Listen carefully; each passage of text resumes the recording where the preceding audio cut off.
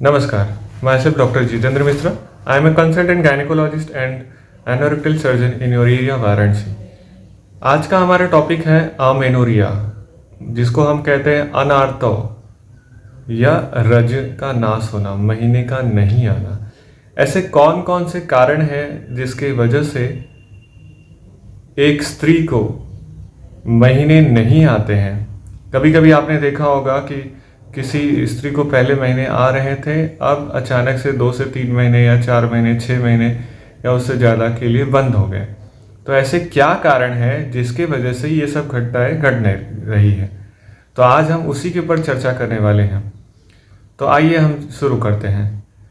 Amenorrhoea का मतलब होता है अनार्तव या फिर रजोनाश, जो 3 महीने या उससे ज़्यादा 6 महीने या उससे भी ज़्यादा समय तक के लिए महीने का या मासिक धर्म का न आना, इसे ही हम अनार्तव या अमेनोरिया, रजोनाश इत्यादि अनेकों नामों से जानते हैं। इसके 2 प्रकार हैं। इन मुख्य 2 कारणों की वजह से महीने मासिक धर्म नहीं आते हैं। तो कॉजेज ऑफ अमेनोरिया, जिसको हम कहते हैं इंग्लिश में, देर आर 2 टाइप्स। पहला है फिजियोलॉजिकल अमेनोरिया, मतलब सामान्य कारण है जो कि हमारी शरीर की क्रियाओं के कारण महीने का नहीं आना। जैसे हम ये देखते हैं कि जिन जो बच्चियां हैं उनमें अगर महीने नहीं चालू हुए हैं, जैसे 13 साल 14 साल की उम्र तक महीने नहीं आते, तो उसको हम कहते हैं बिफोर प्यूबर्टी अमेनोरिया के सिम्टम्स दिखाई देते हैं, महीने नहीं आते हैं। और दूसरा है कि प्रेगनेंसी है, उसमें भी महीने नहीं आते हैं।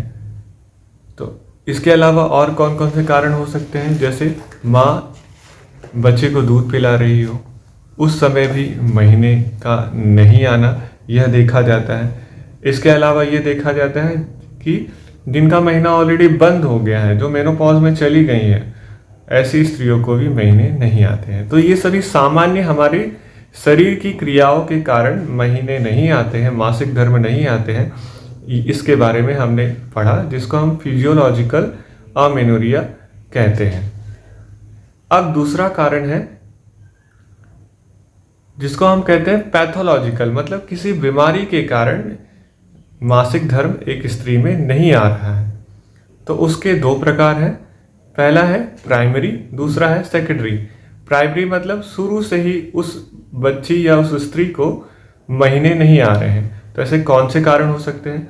अगर कोई स्त्री जो कि अभी तक मेंसेस उसके नहीं चालू हुए हैं, 13 से 14 साल की उम्र के बच्चे जो होते हैं, उन बच्चियों में अगर मेंसेस नहीं चालू हुए हैं, इसका मतलब ये हो सकता है कि क्या उन्हें कोई क्रोमोजोम्स से रिलेटेड कोई डिसऑर्डर है या कोई कॉन्जेनाइटल मतलब जन्मजात कोई बीमारी है, तो वो हमें रूल आउट करना चाहिए।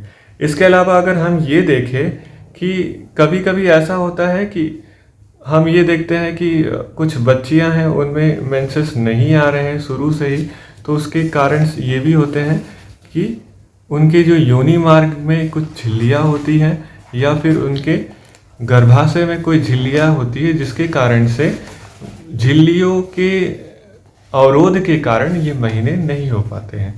तो वो कुछ समय के लिए होते हैं, तो 2 महीने 3 महीने 4 महीने, तो उसमें काफ़ी पेन होता है। और फिर हम जो माँ होती है या जो पिता होते हैं, वो बच्ची को ले जा कर के डॉक्टर को दिखाते हैं, तब पता चलता है कि झिल्लियाँ हैं और उसको निकालना ही एकमात्र उपाय है। कभी कभी ये होता है कि जो सर्विक्स होता है, गर्भाशय का मुख होता है, वो बहुत ही छोटा होता है, बहुत ही पतला होता है, उसके कारण भी पीरियड्स जो है वो नहीं आते हैं जल्दी या बहुत पेनफुल होते हैं। तो ऐसा कहा जाता है, ऐसा हम लोग ये कहते हैं कि जब आपका विवाह हो जाएगा, तो उसके बाद जब विवाह के उपरांत वो अपने आप नॉर्मल हो जाएगा। अगर तभी भी नॉर्मल नहीं हो रहा है, तो फिर हम सर्जरी के द्वारा उसको नॉर्मल करने की या फिर ऐसी कोई प्रोसीजर करते हैं जिससे कि सर्विक्स डायलेट हो जाए और महीने प्रॉपरली बराबर से आए। तो और कौन कौन से कारण देखे गए हैं?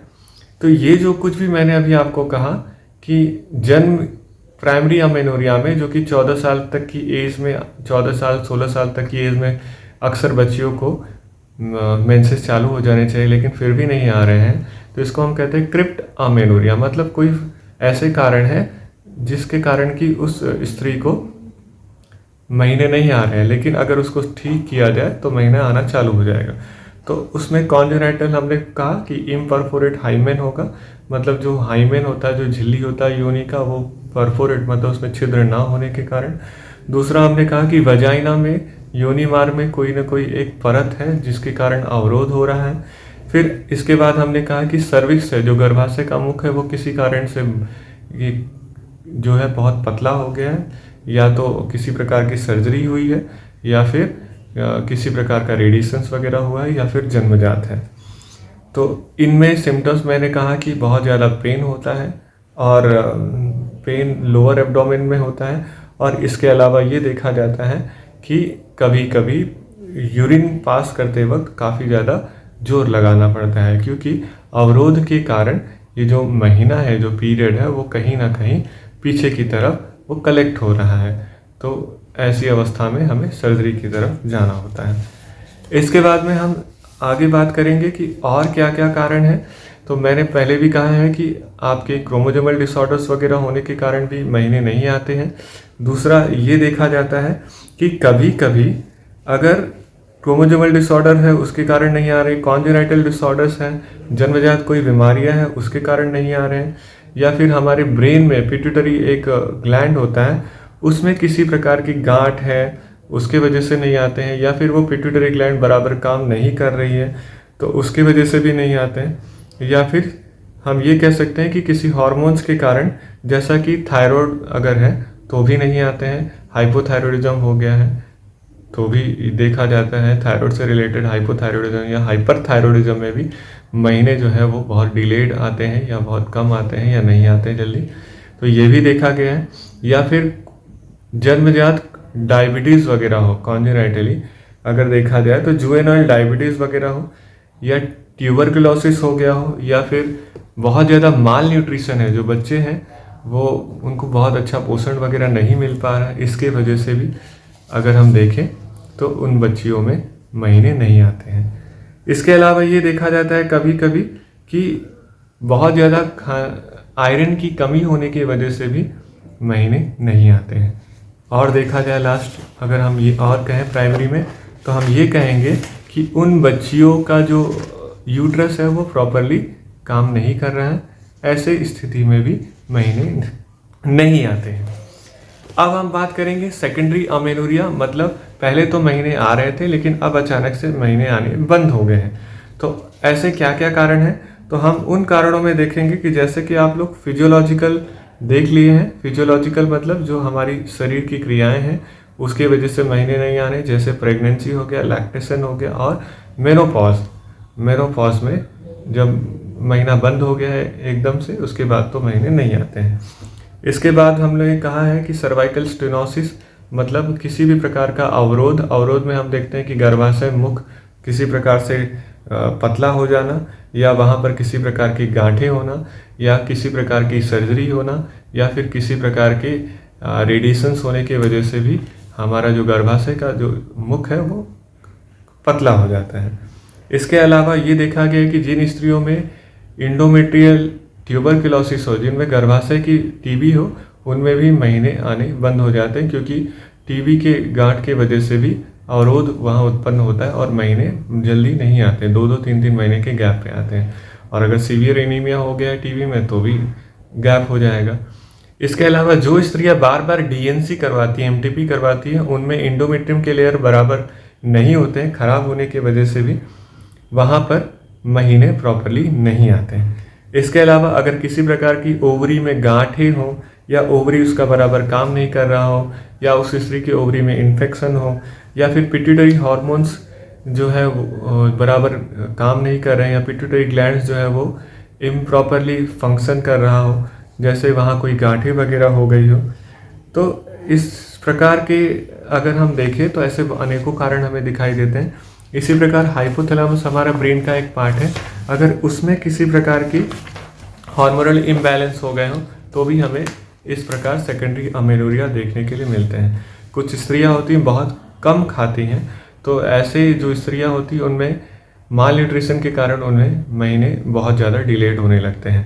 और देखा जाए तो किसी भी प्रकार के गांठ अगर बच्चेदानी में है तो भी हमने अक्सर ये देखा है, बच्चेदानी में गांठ है या फिर एड्रिनल ग्लैंड्स जो है उनमें कोई किसी प्रकार का गांठ है, या फिर थायराइड हो, या फिर ब्रेन में किसी प्रकार का ट्यूमर वगैरह हो, तो भी महीने प्रॉपरली नहीं आते हैं या फिर डिलेड हो जाते हैं या काफ़ी महीनों तक बंद रहते हैं। किसी प्रकार का अगर बच्चेदानी में इन्फेक्शंस वगैरह हो गया हो तो भी नहीं आता। इसके अलावा और भी अनेकों बीमारियों के बारे में देखा गया है कि किसी प्रकार की लीवर की बीमारी हो, किडनी की बीमारी हो, या फिर किसी प्रकार का ड्रग्स वगैरह ले रहे हो, डायबिटीज़ हो, टीबी हो, या फिर प्रोलैक्टिन हार्मोन बहुत ज़्यादा बढ़ गए हो, उसके कारण माँ के उस स्त्री के स्तन से दुग्ध वगैरह का स्राव हो रहा हो, या डायबिटीज़ तो अगर है तो भी उसके कारण है, या कभी कभी ये देखा गया है कि HIV एड्स के कारण भी ये सभी अमेनोरिया देखे जाते हैं। तो आज हमने क्या पढ़ा, इन शॉर्ट क्या क्या कॉजेज़ हैं अमेनोरिया के, क्या क्या कारण हैं अनार्थों के, उनके बारे में आज हमने चर्चा की है। अब अगले लेक्चर में हम बात करेंगे इसके डायग्नोसिस और ट्रीटमेंट के बारे में। तो आज का लेक्चर कैसा लगा? अगर अच्छा लगा तो सब्सक्राइब करिए और आने वाले समय में आप अगले लेक्चर के लिए तैयार रहिए। धन्यवाद।